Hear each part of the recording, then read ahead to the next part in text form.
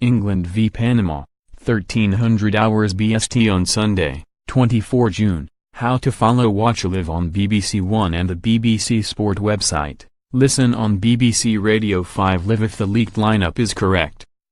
Ruben Loftus-Cheek will make his first competitive start for England against Panama on Sunday, and I know he will be ready. Ruben is someone I know really well from when he was coming through the youth ranks at Chelsea. He is 22 now, but he probably came onto my radar when he was 15 because he was so highly spoken of. He would occasionally come and train with us in the first team from the age of 16, because he was that advanced.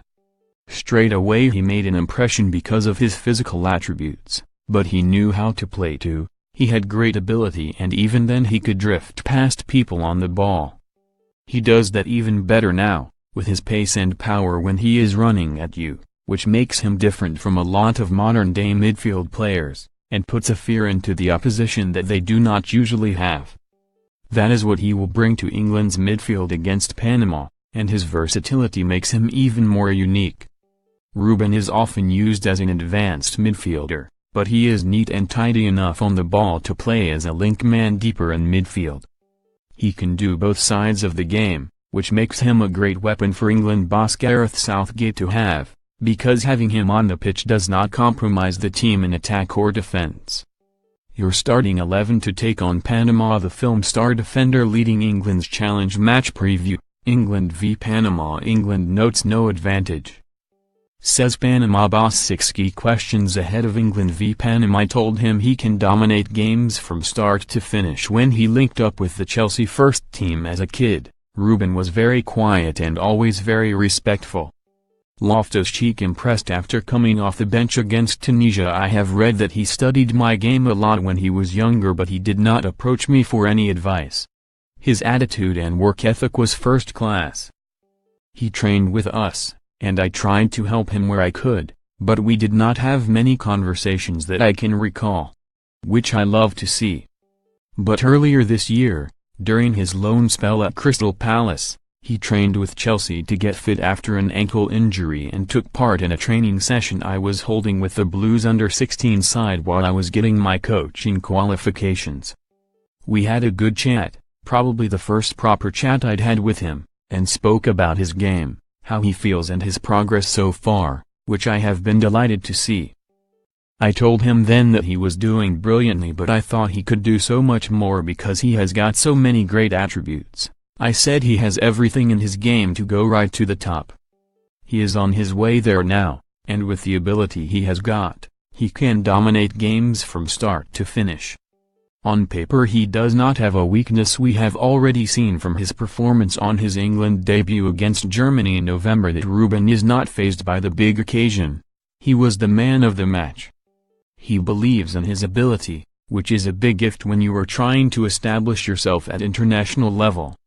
You can see that by the way he picks the ball up and runs at people so much. What he will have to deal with now is expectancy. People have been calling for him to be in the England team, and to come back to Chelsea, quite rightly so on both counts. But now he has to really produce.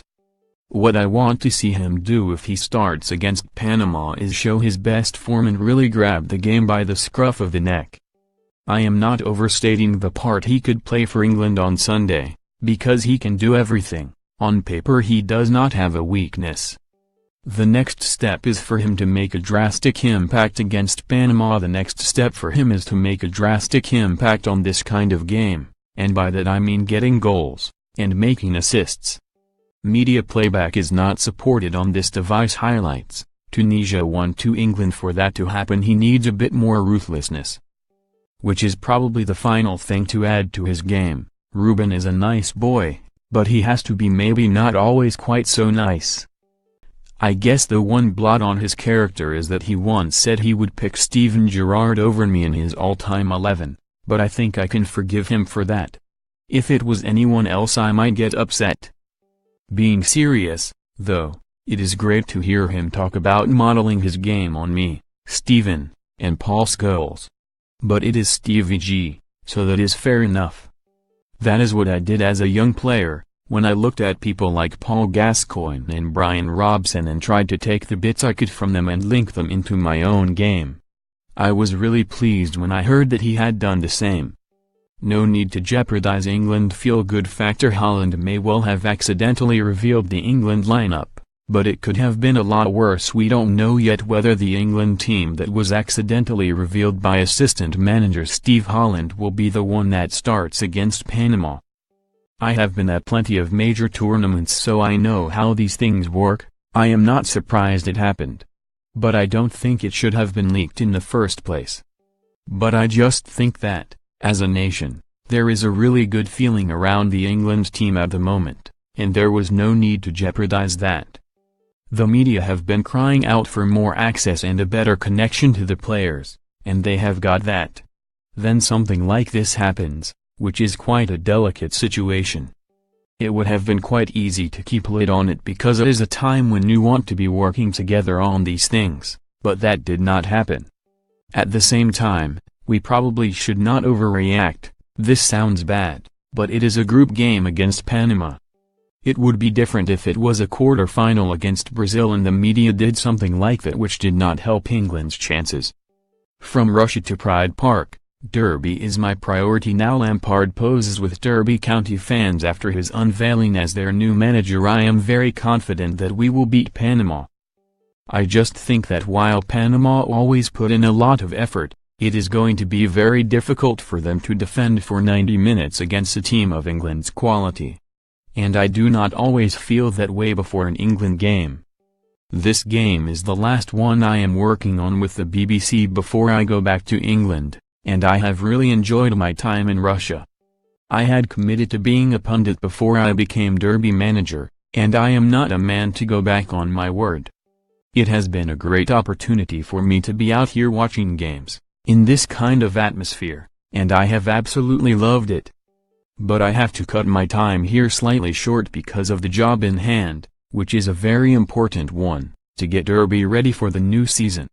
It is not a part-time role, it is the exact opposite of that, and I have been working on it while I have been out here anyway in terms of our preparations for pre-season. When I go back, I have got to get right into it, though, and I am looking forward to doing that as well. Frank Lampard was speaking to BBC Sports' Chris Bevan in Moscow.